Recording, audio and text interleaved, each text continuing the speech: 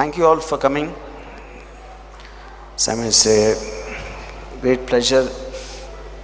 So the directors, Nato, I mean, people who worked with me and people who came later, and whatever they say that I've been influenced, yes, definitely it sounds nice, but at the same time, always ప్రతి మనిషికి ఎవరో ఒకళ్ళు ఒక inspiration ఉంటారు, నాకు కానీ ఇంకెవరు కానీ. So I think but all of them have their completely individual ways of looking at things and making films. నాకు సత్య టు వచ్చేసరికి, ఇప్పుడు సత్యాలో పనిచేసినప్పుడు ఇప్పుడు Kona Venkat like you was saying, the difference is, అప్పుడు నేను బాంబే వెళ్ళినప్పుడు అసలు నాకు అక్కడ ఉన్న అంటే అసలు అలాంటి సిటీ పక్కన స్లమ్స్ ఉండి చాలా రిచ్ పీపుల్ బంగ్లోస్ లేకపోతే ఉండి అలాంటి సిటీ ఉండటం అనేది నాకు ఒక అంటే I was stun to see that kind of a thing. ఆ దాంట్లోంచి వచ్చింది ఆల్మోస్ట్ ఒక మిస్టరీ. అంటే తెలుసా మనకి ఏం చేస్తున్నాం, ఏంటి అసలు గ్యాంగ్స్టర్స్ అనేవాళ్ళు ఏంటి అనేది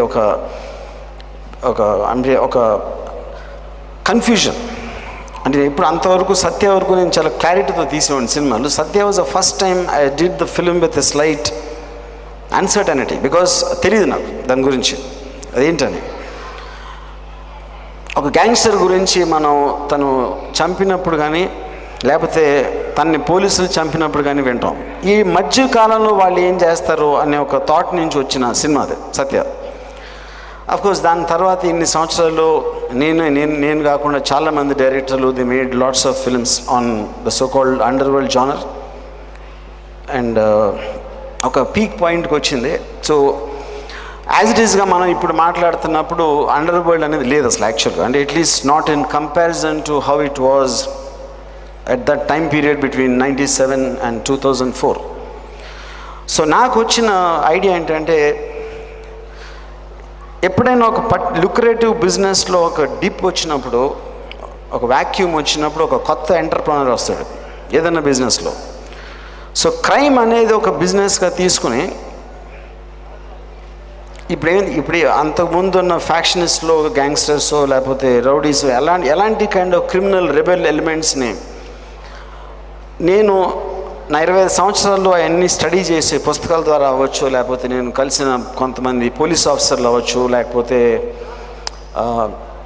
నేను గ్యాంగ్స్టర్లతో కూర్చుని ఎప్పుడు నేను డిన్నర్ చేయలేదు, మీరు నమ్మినా నమ్మకపోయినా చాలామంది అనుకుంటారు నాకు తెలుసు అని. But fine, I have definitely considerable knowledge. ఈ నాలెడ్జ్ అంతా నేను సంపాదించడానికి రీజన్ ఒక సినిమా తీయడానికి లేకపోతే ఒక క్యారెక్టర్ని క్రియేట్ చేయడానికి నాకు అవసరం వస్తుంది. కాబట్టి ఒక ఫిల్మ్ మేకర్గా నేను అది చేయటం జరిగింది. సో నాకు ఒకరోజు ఏం ఐడియా వచ్చిందంటే, ఇదే స్టడీ ఒకవేళ ఒక అతను సేమ్ స్టడీ సినిమా తీయటానికి కాకుండా తను ఒక గ్యాంగ్ పెట్టుకోవడానికి చేస్తే ఏమవుతుంది అనే థాట్లోంచి సత్య టు సబ్జెక్ట్ వచ్చింది. అంటే ఇంకో విధంగా చెప్పాలంటే, నేను సినిమా డైరెక్టర్గా కాకుండా సినిమా డైరెక్షన్ కోసం సినిమా ఫీల్డ్లోకి రాకుండా అండర్ వరల్డ్లోకి వెళ్ళి ఉంటే నేనేం చేసేవాడిని అనే థాట్ యాక్చువల్ కాదు అది. So basically, if Lakshmi, did you get the point? If I had intention to become a gangster, what would have happened? That's the basic point. ఇంకోటి, అంజలి గారు, మీరు నాకు ఒక గ్యారంటీ ఇస్తే, అంటే నన్ను అరెస్ట్ చేయటం, ఫేక్ ఎన్కౌంటర్లో లేపేయను అని ప్రామిస్ చేస్తే సో బేసిక్లీ ఐ ఫెల్ట్ కాన్సెప్ట్లో పోలీస్ మ్యాన్ ఎప్పుడు క్రిమినల్ కల్లా తక్కువ అని నా నమ్మకం. ఎందుకంటే పోలీస్ అనేది ఒక సిస్టమ్, ఒక ఎవల్యూషన్ ఆఫ్ ఎ సిస్టమ్, ఒక సొసైటీని కాపాడటానికి it keeps on evolving and become stronger. Criminal అనేవాడు ఒక ఇండివిజువల్, వాడికి ఒక ఆలోచన వస్తుంది. ఆలోచన అంతకుముందు ఎప్పుడు వచ్చి ఉండకపోతే, అలా చేసి ఉండకపోతే suddenly police force will become weak. అంటే పోలీస్ ఫోర్స్ కాకుండా even something like American policing agencies కూడా they couldn't foresee what Osama bin Laden can do. ఒక ప్లేన్ తోటి పెంటగన్ వరల్డ్ ట్రేడ్ సెంటర్ కొట్టడం అనేది ఒక థాట్ నుంచి వచ్చింది. ఆ థాట్ వచ్చిన తర్వాత ఎప్పుడు అంతకుముందు ఎవరికి రాని థాట్, దాన్ని దాన్ని బట్టి అర్థం చేసుకుని దాన్ని కంటైన్ చేయడానికో ప్రివెంట్ చేయడానికో ఒక పోలీస్ వ్యవస్థ అనేది it will become stronger more. That is what is meant as evolution. కానీ ఎప్పుడైతే అలాంటి వాడు వచ్చాడో వాడిని పట్టుకొని లేకపోతే ఆయన చంపడం మధ్యలో జరిగే కథ Satya 2. So there is no such thing as I'm trying to romanticise crime or I'm trying to save. Eventually ఒక dramatic element of any kind of a human being, dictator అవ్వచ్చు, క్రిమినల్ అవ్వచ్చు, లేకపోతే ఒక రెబెల్ అవ్వచ్చు, we always are interested in stories of those people. And invariably నేను తీసిన అన్ని సినిమాల్లో సత్య కానీ కంపెనీ కానీ anybody who took violence as the main thing, ఒక గన్ను బట్టి బతికేవాడు, always he will meet a violent death which history repeatedly tells us, whether it's a gangster or a terrorist or whoever it is, or a dictator.